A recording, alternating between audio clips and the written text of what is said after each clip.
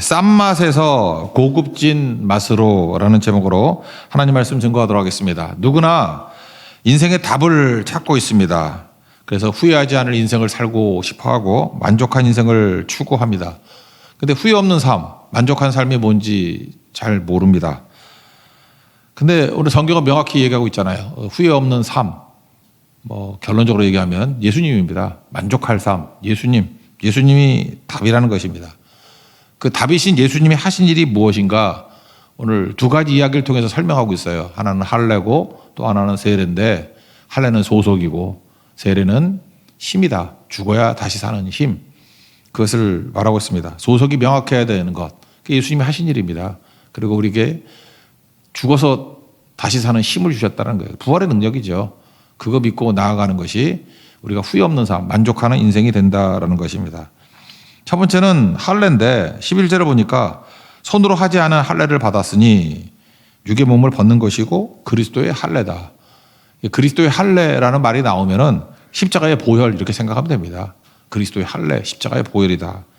구약을 한번 봅시다. 할례 이야기가 왜 나왔느냐 하면은 소속을 설명하기 위해서 가장 쉬운 예가 할례라는 거예요. 할례는 하나님 백성의 표시였습니다. 선민의 표시였어요. 근데 그것을 남자의 생식기에 표시한 거죠. 생명을 이어가는 기관 아닙니까? 생명을 이어가는 기관. 거기가 죽음이었는데 죽음에서 생명을 옮겼다. 그런 뜻이에요. 그러니까 할례라는 건 뭐냐면 하나님 백성이다, 그런 뜻이에요. 하나님께 속한 자. 우리 찬양도 있죠. 나는 주님께 속한 자. 그게 구약에서는 할례였다는 것입니다. 근데 이건 인위적인 표시죠. 손으로 한 할례잖아요. 근데 이 소속에서 나오는 그 효과가 뭐냐? 그걸 보여주는 게 이제 유월절이죠. 어린 양의 피를 문설주에 바른 집마다 죽음에서 생명으로 옮겨갔죠. 그래서 할례 다음에 보여주는 것이 유월절 어린 양의 피, 그걸 보여주고 있습니다. 출애굽의 얘기죠. 패스오버. 그래서 할례를 통해서 소속이 무엇인지, 그 소속에 속한 사람이 어떤 효과를 누리는지, 피가 필요하다. 이 구약의 그림자라는 것입니다. 이 모든 것을 온전하게 이룬 게 뭐냐? 그리스도의 할례라는 거예요. 그게 한마디로 해서 십자가의 보혈이라는 것입니다. 그래서 그리스도의 할례, 보혈을 믿는 것은 소속이 바뀌는 것이다. 그런 뜻이라는 것입니다. 그래서 그리스도의 할례는 내가 이제는 마귀의 소속에서 하나님의 백성으로 변화되고 예수님의 몸으로 변화가 되었다라는 소속 이동의 모습이라는 것입니다. 여러분, 소속이 바뀌었다는 게 무슨 뜻이냐면은 난 소속이 바뀌었어요 라고 말만 하면 되는 게 아니라 소속에 합당한, 그걸 소속감 그러죠. 소속감을 느끼고 살아갈 수 있는 방법은 질서와 가치가 있어야 됩니다. 말이 좀 어렵나요? 질서 그러면은 예를 들어서 여러분들 세교회에 소속돼 있잖아요. 그럼 세교회에 소속된 사람들이 질서 있게 사는 게 뭐냐? 우리 강조하는 게 예배, 기도, 선교 이런 거 강조하잖아요. 그게 질서죠. 우리 교회의 질서잖아요. 그래서 힘을 다해서 예배드리고 힘을 다해서 기도하고 또 힘을 다해서 선교 현장에 나아간다. 그러면 소속돼 있다 그러면 그 질서를 따라가야 되는 거죠.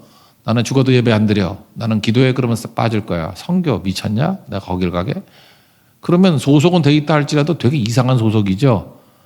그 질서를 흐트러버리는 거 아니에요. 그렇다 그러면은 소속은 돼 있는데 소속돼 있지 않은 사람 같은 인생을 사는 거잖아요. 그러니까 질서는 위치에 관한 것이라고. 그리고 가치라는 건 뭐냐? 가치는 이런 거죠. 육체의 요구, 내가 원하는 거를 따르는 게 아니라 그 소속된 곳에서, 그게 예수님 아니에요. 예수님이 원하시는 것. 그러니까 육체의 동기라든지 방식이라든지 목적을 버리고 예수님이 나를 따라오너라 그랬잖아요. 예수님이 주시는 가치를 붙들고 살아가는 거. 그게 소속이라는 것입니다. 그러므로 너희는 먼저 그의 나라와 그의 의를 구하라. 이게 뭐예요? 가치 얘기 아니에요. 가치. 예수님의 가치를 먼저 따라가는 게 소속감 있는 사람의 모습이다. 그런 겁니다. 그래서 소속이라는 것은 노력과 또는 열심히 이런 게 아니고 질서와 가치를 따르는 거예요. 그래서 여러분들 어디 가서 회사가 됐던 학교가 됐던 소속감 잘 느끼기 위해서 필요한 게 뭐냐면 어딜 가든지 회사에도 질서가 있다니까요. 학교에도 질서가 있다니까요. 국가에도 질서가 있죠. 그거 잘 따르면 돼요. 로마에 가면 로마 법을 따르라 그러잖아요. 그 질서예요, 질서. 그죠? 거기 하는 방식이 있잖아요. 뭐 태국 같은 데 가면 애들 뭐 머리 만지면 안 된다며. 그 질서죠. 또 하나는 뭐예요? 가치죠. 어떤 가치를 추구하느냐. 가치를 맞지 않는다 그러면 뛰쳐나와야지. 근데 우리는 예수 그리스도의 십자가의 보혈 아래에 피 아래에 있는 존재들이라고요. 그래서 예수님의 질서를 따르고 예수님의 가치를 따른다는 것입니다. 그래서 이걸 뭐라고 표현하느냐. 내가 소속감을 느낀다 그러는 것은 적극적인 거죠. 그렇지만 질서를 따르고 가치를 따른다는 것은 내 욕심과 내 뜻과는 부딪히잖아요. 그래서 그걸 신학에서는 뭐라 그러냐면 적극적 수동성이라고 표현을 써요. 어렵더라도 좀 이해하세요. 소속감은 내가 느끼고 싶잖아요. 나는 주님께 속한 자입니다. 이게 싫다는 사람이 누가 있어요? 맞아요. 우리 적극적으로 가잖아요. 나는 주님께 속한 사람이고 나는 주님의 질서와 나는 주님의 가치를 따릅니다. 라고 하는 거. 여기선 적극성이에요. 근데 그 다음부터는 어떻게 해야 돼? NIBC. 내가 죽고 예수님 따라가야 될 거 아니에요. 수동성이죠. 인도함 받는 거. 그래서 내가 죽고 예수로 사는 거. 그게 소속감이라니까요. 그렇게 살아야 된다는 것입니다. 예를 하나 들어본다 그러면 베드로 예입니다. 베드로. 예수님께서 이제 마지막으로 말씀하실 때 이렇게 말씀하시죠. 네가 젊어서는 뭐 원하는 곳으로 다녔거니와. 요한복음 22장 18절이에요. 젊어서는 스스로 띠띠고 원하는 곳으로 다녔거니와. 늙어서는 내 팔을 벌리리니 남이 내게 띠띠우고 원하지 아니하는 곳으로 데려가리라. 이런 말씀이 나옵니다.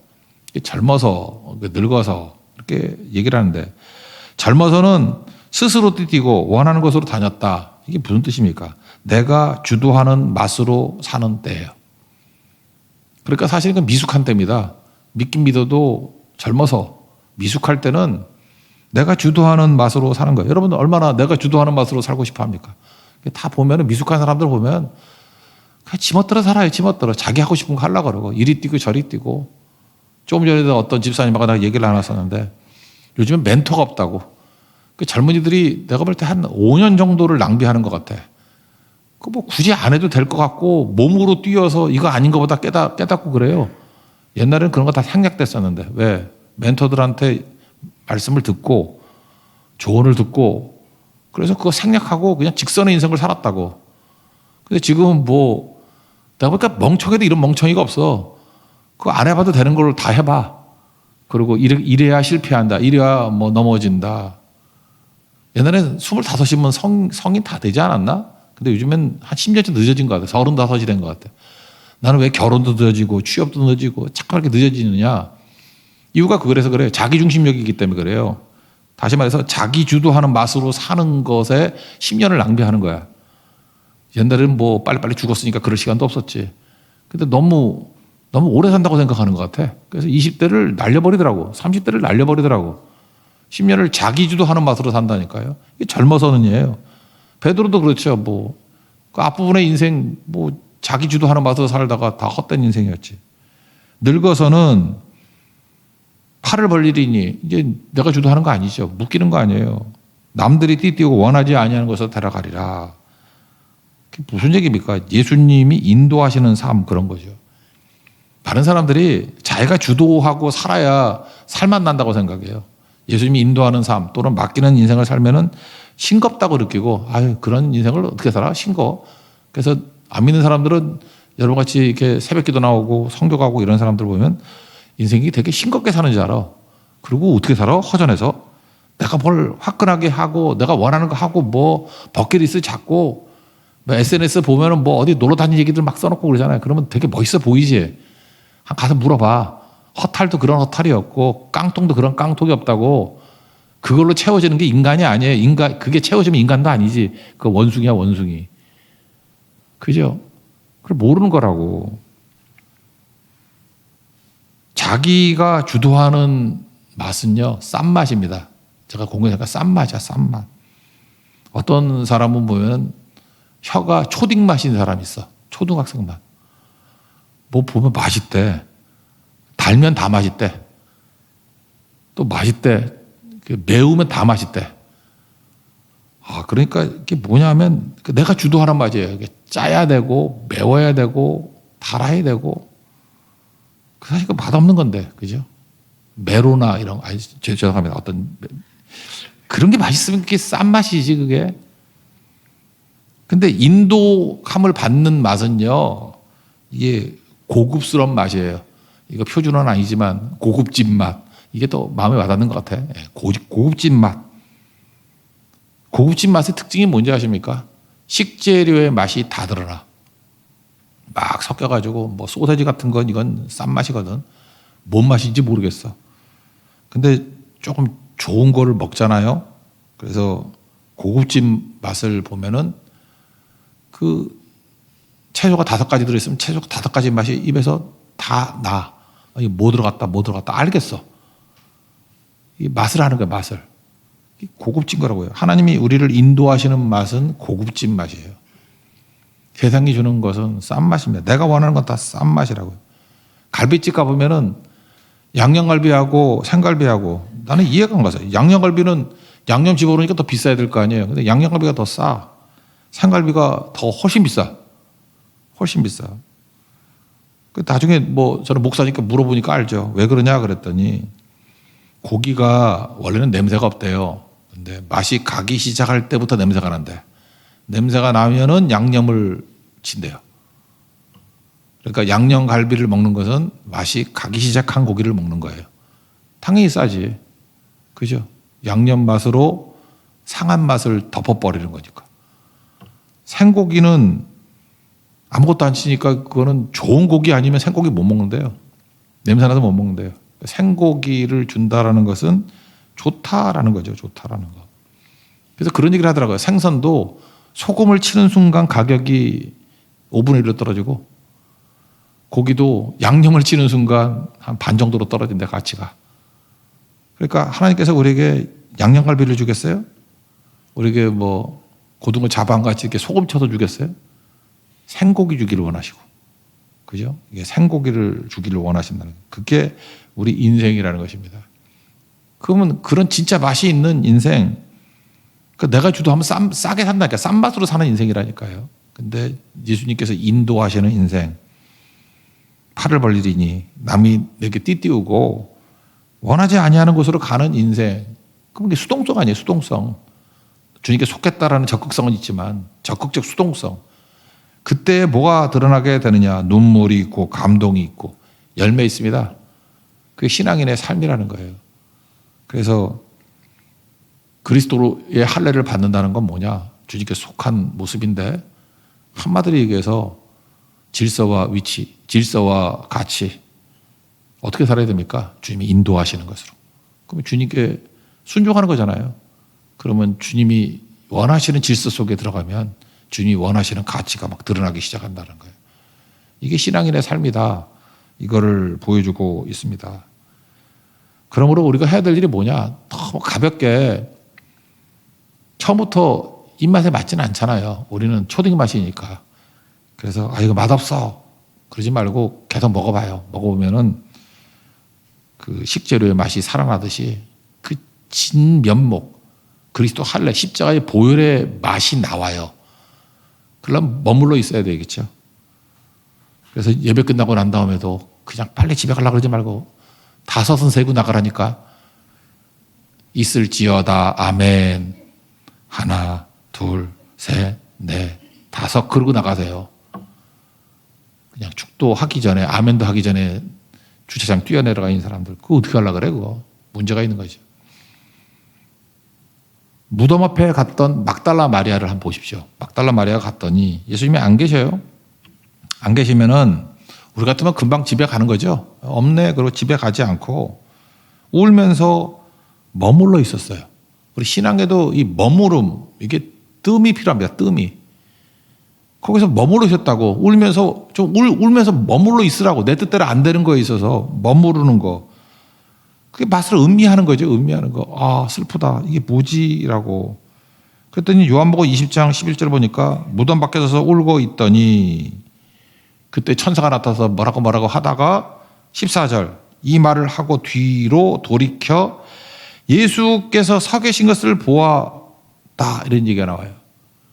그러니까 뭐예요? 울면서 집에 간 게 아니고 울면서 그 자리에 좀 머물러 있으라고. 그때 예수님, 부활의 예수님을 만나게 된다는 것입니다.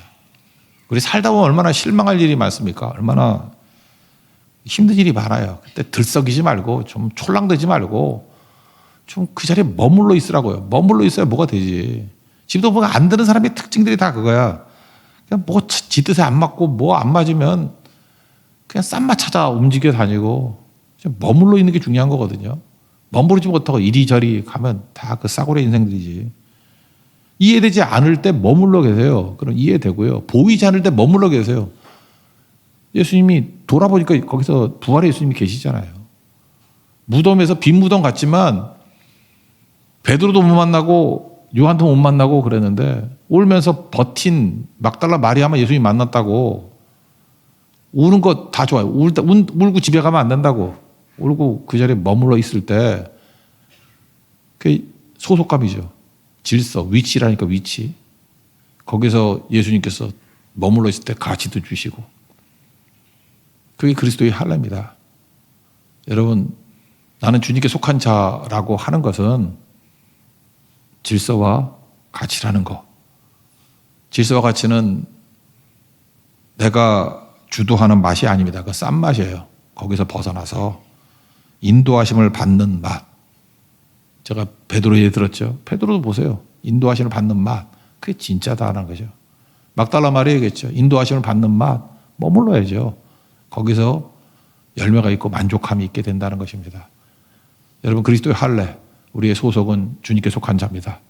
질서와 위치를 통해서 이 모든 맛들을, 고급진 맛들을 누릴 수 있는 하나님의 종 되기를 바랍니다. 두 번째 설명하는 내용은 뭐냐면 세례로 또 설명을 합니다. 세례로. 이건 힘이거든요. 힘. 소속이라 그러면 두 번째는 힘인데 부활의 힘이겠죠. 12절 보니까 너희가 세례로 그리스도와 함께 장사되고 또 죽은 자들 가운데서 그를 일으키신 하나님의 역사를 믿음으로 말미암아 그 안에서 함께 일으키심을 받았느니라. 그러니까 세례가 뭡니까? 죽는 거 아니에요. 그러니까 죽어야 다시 산다 그런 얘기예요. 그러니까 부활 얘기예요. 부활 얘기. 부활을 풀어놓은 건 얘기거든요. 세례는 물에 잠기는 거잖아요. 물에 잠기는 거. 물에 잠기면 호흡을 못 하잖아요. 뭐 실험해봐야 하나? 물에 잠기면 호흡을 못 하잖아. 한 4분 내로 죽죠. 물에 잠가놓으면 4분 내로 죽어요. 물속에서는 호흡이 끊어져 버립니다. 무슨 얘기입니까? 물속에서 옛 호흡을 끊어버리고 새 호흡을 주시는 예수님 붙들라는 거예요. 그러니까 죽고 다시 사는 거죠. 그게 세례예요. 세례는 죽음입니다. 죽음. 죽어야 다시 산다. 물속에 들어갈 수 있는 용기는 어디서 생기죠?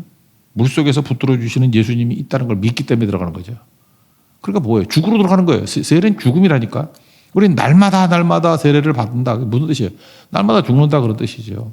그래서 우리 크리스찬의 삶의 특징은 세례입니다. 죽어야 사는 거예요. 죽을 수 있는 겁니다. 부활의 능력이 뭐예요? 얼마든지 죽을 수 있는 거예요. 약해질 수 있는 거. 그런 거죠. 그럴 때 새 호흡 주신다는 거예요. 호흡이라는 말이 루하우 알죠? 성령하고 똑같다고. 옛날에 육체의 호흡으로 살던 사람이 이제는 성령으로 사는 거예요. 새 호흡, 성령을 부어주신다. 그래서 새로운 피조물이 된다. 그런 뜻입니다. 그래서 믿는다라고 하는 것은, 예수님을 믿는다라고 하는 것은 날마다 세례 받는 건데, 날마다 세례 받는 것을 고린도전서에서는 사도 바울은 나는 날마다 죽는다로 표현했잖아요. 뭐 그게 동의어예요, 동의어. 나는 날마다 세례 받는다. 날마다 죽는다. 그러니까 죽는 길로 들어서면 산다는 것입니다. 그 밀알 얘기 나오잖아요. 요한복음 12장 24절. 하늘에 밀이 땅에 떨어져 죽지 아니하면 하늘 그대로 있고 죽으면 많은 열매를 맺느니라. 그러니까 죽어야 산다는 거죠. 살 정도 하죠. 부흥이 일어난다는 거죠. 다른 사람을 살릴 수 있다는 거죠. 그게 부활의 능력이죠. 그래서 예수님과 함께 십자가 길 걸어가는 거예요. 세례는 그거라고. 그래서 세례는 십자가 부활을 다 포함한 개념입니다. 죽으면 다시 산다는 거예요. 우리 예수님과 함께 죽으면 죄 문제 해결하죠. 죄 문제 해결하고 죽음 문제를 해결하고 심판 문제 해결한다. 근데 이 땅에 살 때 죄 문제에 포함된 게 뭐예요?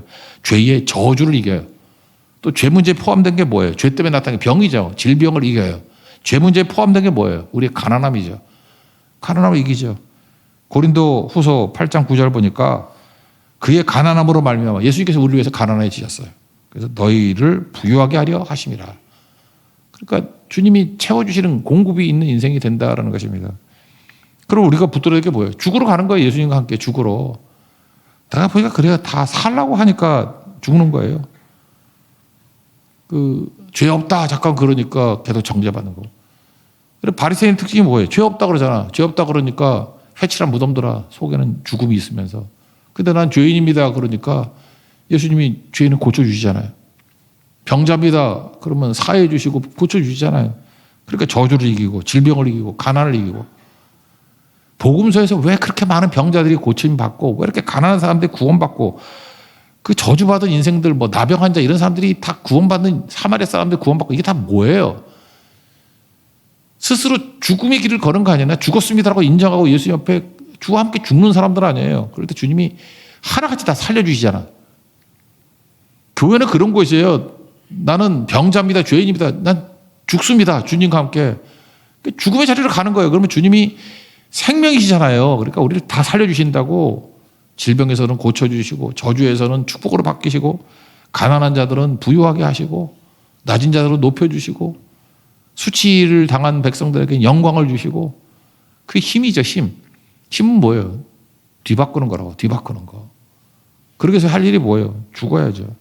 죽음의 힘 그런 것들이 꼭 필요하다는 것이며 그래서 이 힘은요 종교 뭐 의식 이런 거 아닙니다. 생명입니다. 생명. 생명이 힘이에요. 부활이 생명 아니에요. 생명. 반드시 우리 인생에 세례가 있어야 됩니다. 죽음이 있어야 된다는 거예요. 죽어야 다시 사는 거예요. 지금도 살라고 발버둥치는 인생이 아니라 주와 함께 죽고 주와 함께 사는 인생. 그게 일어서게 된다는 것입니다. 13절부터는 뭐 소속과 힘에 대한 부연 설명 쭉 하고 있는데요. 13절 보시면 범죄와 육체의 무할례로 죽었던 너희를 하나님이 그와 함께 살리시고 우리의 모든 죄를 사하시고 뭐 이거 다 설명했던 얘기들고 14절이 좀 특이한 건데 우리를 거스리고 불리하게 하는 법조문으로 쓴 증서를 지우시고 제하여 버리사 십자가에 못 박으시고 우리에겐 뭐 아픈 과거가 있잖아요. 나쁜 과거. 빚쟁이들 빚 져보셨죠? 나는 성도들 가운데 그런 분들 많이 들어봤어요. 빚 없는 세상에 살고 싶다. 내가 그렇게 눈물 흘리는 거에 처음 본 사람도 있는데 뭐 그런 것도 있더라고. 빚 국가에서도 뭐 탕감해 주는 거 뭐 어떻게 가지고 몰랐다가 빚 탕감 받았어. 개인 회생이라 그러나 뭐 개인 파산이라 그러나. 그래서 처음으로 빚 안 갚아도 된다고 하면서 2시간을 울더라고. 2시간을. 목사님 내가 이제까지 휴대폰도 내 이름으로 못했어요. 뭐도 못했어요. 뭐도 못했어요. 사는 게 아니었어요. 예수님이 하시는 게 뭐냐면 이 증서를 지우시고 요즘엔 느껴지지 않지만 옛날 같으면 노비였는데 노비 문서 이렇게 태워버렸다. 뭐 노비들이 막 좋아하는 거 있지 않아요. 우리가 그래요. 뭐 하다못해 뭐 가끔마다 대통령이 뭐 좋은 일이 있으면 뭐 전과 이렇게 기록 말소 뭐 이런 거 해주대. 그죠? 그럴 때 얼마나 좋아요. 그죠? 내가 이 짐이 있었는데. 예수님의 보혈의 능력은요. 우리에게 불리하게 작동되는 모든 법조문을 무효화시켜 버립니다. 재버리신다는 거예요. 그러므로 우리는 어디 살아야 되냐?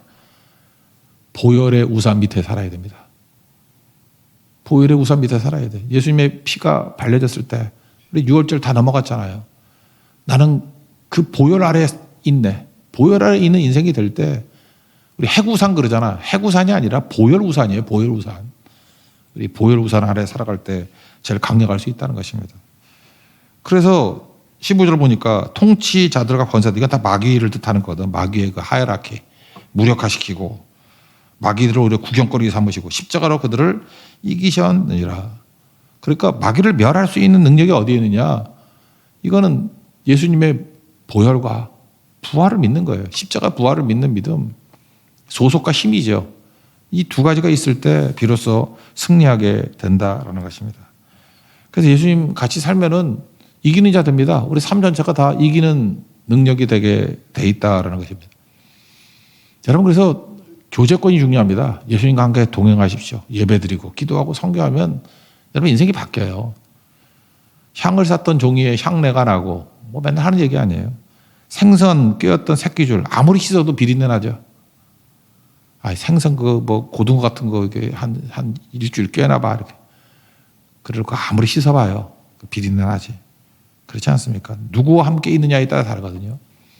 예수님과 함께 소속돼 있고 질서와 가치. 그리고 예수님과 함께 죽는 거예요. 세례 받고. 그래서 죽으면 다시 사는 힘을 경험하면 예수님의 향기가 나온다는 것입니다. 그래서 말투가 바뀌어요. 예수님의 말투로. 그죠? 사는 방식이 달라요. 예수님이 사는 방식대로. 수준이 달라요. 그 수준이 우리의 미래를 결정하게 된다는 것입니다. 주와 함께 동행하십시오. 그래서 여러분들 아까 되게 소속감이 중요한 거예요. 소속에서 중요한 거는 질서, 내 위치를 제대로 두라고. 어디 있는지 엉뚱한 데 가 있으면서 잘 되길 원하지 말고 예배기도 선교 거기에 집중하고 같이 우리는 적극적 수동성이라고 그랬잖아요. 그죠? 내가 주님께 속했다라는 건 적극적인 거지만 그다음부터는 내가 뭘 알아요? 나를 따라오르라 그랬잖아요. 이게 수동성 아니야. 젊어서는 내 멋대로 살았지만 내가 이제 늙어서는 성숙함의 뜻이거든요. 원치 않는 곳으로 가리라. 근데 거기에 영광과 능력과 가치가 있다는 것입니다. 예수님이 가는 그 길을 걸어갈 수 있는 믿음의 종 되기를 바랍니다. 제가 보니까 차이점이 있어요. 이렇게 인도하심을 받는 사람의 특징, 자기가 주도하는 맛이 아니라 인도함 받는 맛으로 살아가는 고급진 인생들의 특징이 눈빛이 달라요. 눈빛이 다르다고. 제가 요즘에 많이 깨닫게 되는 건데 뭐냐. 성도들과 얘기를 나누다 보니까 제가 요즘에 뭘 보느냐. 눈빛을 봐. 나 옛날에 눈 안 봤거든요. 눈빛을 보는데. 우리 그렇잖아요. 너 동태 눈깔 같다고. 눈이 흐린 사람이 있고요. 그 뭐라 그러지?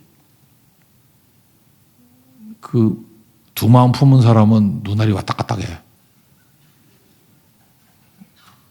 뭐 이런 거 있잖아요. 이게 진짜 그렇다고. 그래서 요즘엔 저는 사람 보면 요즘에 눈만 쳐다봐. 신비로워. 그냥 다 알아. 평화로운 사람은 평화로운 눈이 있고요. 믿음을 가진 사람은 믿음의 눈이 있어요. 중요한 건 뭐냐? 눈이 빛나야 됩니다. 우리 예수 믿는 사람들, 여러분, 마음이 청결한 자는 복이 있다 그러잖아요. 마음이 청결한 뭐로 아느냐? 눈 보면 알아요, 눈 보면. 눈을 보면은 속일 수가 없어요. 그런 거 있다 그러잖아요. 이렇게 뭐 가면을 쓰고 다 치장을 해도 젊은 사람 같이 해놔도 눈빛을 보면 나이를 안다 그러잖아. 이따가 보세요. 중학생 눈을 보세요. 할머니 눈 보세요. 마탱이가 갔어, 다. 근데 평화로운 눈이 있어요. 눈이 늙어요. 눈빛이 늙는다고. 근데 예수 믿는 사람들은요, 마음이 청결한 자가 돼서, 믿음의 사람이 돼서, 눈빛에서 믿음이 보이고요. 눈빛에서 확신이 보인다고. 우리 모든 성들이 눈빛이 변화될 수 있는 우리 하나님의 거룩한 종 되기를 축원합니다. 자리에 일어나겠습니다. 나는 주님께 속한 자 찬양하겠습니다.